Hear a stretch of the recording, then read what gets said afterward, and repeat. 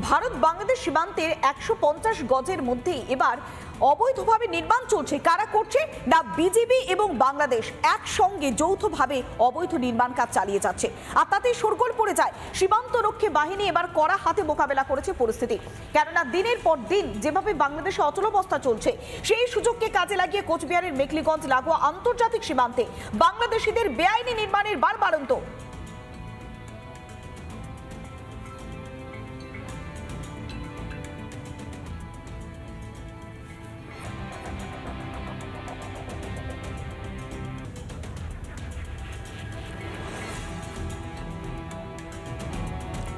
মহাকুম্ভে চলছে পুণ্য স্নান, তার আগে একেবারে চূড়ান্ত প্রস্তুতি। মানুষজনের ভিড় বাড়ছে, শুধুমাত্র বাংলা নয়, বিভিন্ন রাজ্য থেকে মানুষজন ভিড় করছেন প্রয়াগরাজে। ভিড় হচ্ছে শাহী স্নানের জন্য, সেই কারণে নিরাপত্তা আঁটোসাঁটো করা হয়েছে।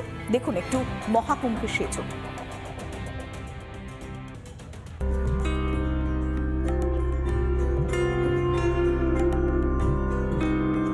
স্বমহিমায় কুম্ভ মেলা শনিবার সকাল থেকে চলছে পুণ্য স্নান। পুণ্যার্থীরা আসছেন, স্নান করছেন ত্রিবেণী সঙ্গমে। মানুষ প্রচুর ভক্ত রাজ্য এবং দেশ বিদেশ থেকে তারা কিন্তু পুণ্য লাভের আশায়, মোক্ষ লাভের আশায় তারা কিন্তু বিভিন্ন জায়গায় গঙ্গা তীরবর্তী অঞ্চল বা সঙ্গম তীরবর্তী অঞ্চল সেখানে উপস্থিত হচ্ছেন এবং স্নান করছেন। তারা মহাকুম্ভ মেলায় সাধু সন্তদের ঢল, তাদের দেখা মিলছে নানান রূপে, নানান বেশে। আমরা এখন দেখতে পাচ্ছি উল্টা শির বাবা, অর্থাৎ তিনি 12 ঘন্টা মাথায় তিনি এইভাবে আসন করে থাকেন, মন্ত্র জাপ করে থাকেন, এইভাবে 12 ঘন্টা তিনি মাথায় থাকবেন। এইটাই তার সাধনা। অর্থাৎ এই কুম্ভ মেলায় যে আমরা যে স্রোত দেখাচ্ছি সেই স্রোত হচ্ছে যে নানান রকম সাধু ঋষি মুনিরা রয়েছে। দারুণ ভিড়, দারুণ ভিড়। কেমন উপভোগ করেছো? ভালো, খুব মজা হলো, খুব মজা হলো, খুব মজা হলো।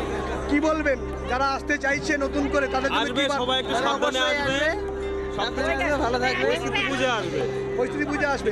সমস্যায় পড়তে হয়েছে আপনাদের? না না, কোনো সমস্যা পড়তে হয় না, কোনো সমস্যা। ভালোভাবে স্নান করলাম, সবকিছু করলাম ভালোভাবে। আচ্ছা, তাহলে কথা বলি নদী থেকে একসাথে আমরা। কেমন লাগলো এবারের যে পুণ্য স্নান? খুব ভালো হয়েছে, খুব ভালো লেগেছে, খুব ভালো লেগেছে। খুব ভালো লেগেছে? আর কোনো কষ্ট হয়েছে? ব্যবস্থা ঠিকঠাক রয়েছে এখানে? আগামী সোমবার বসন্ত পঞ্চমী উপলক্ষে রয়েছে শাহী স্নান।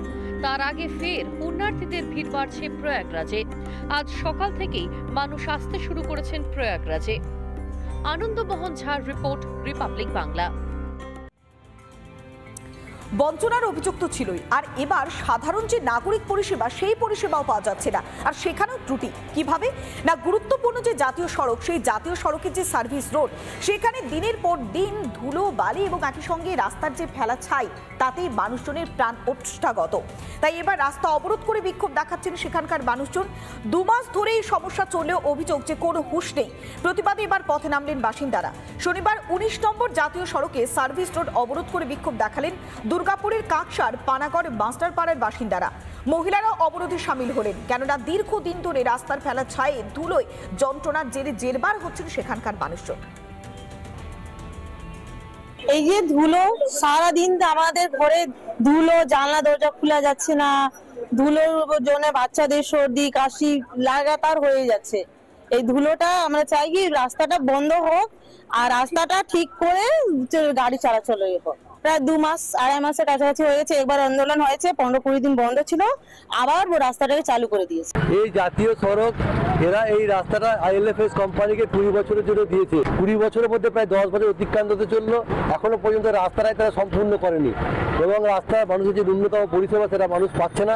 বিভিন্ন সময় রাস্তা অবরোধ হচ্ছে, কিন্তু তারা কোনো উদ্যোগ গ্রহণ করছেন না, কারণ তারা তাদের কাজটা করতে, তারা ঠিক টোলটা ঠিক আদায় করে আছে মানুষের কাছ থেকে, কিন্তু মানুষকে পরিষেবাটা তারা দিচ্ছেন না। নানা ধরনের কন্টেন্ট দেখার জন্য লাইক করুন, শেয়ার করুন আমাদের ফেসবুক পেজ, সাবস্ক্রাইব করুন আমাদের ইউটিউব চ্যানেল। পাশাপাশি অন্যান্য ব্রেকিং নিউজের জন্য অবশ্যই চোখ রাখুন রিপাবলিক বাংলায়।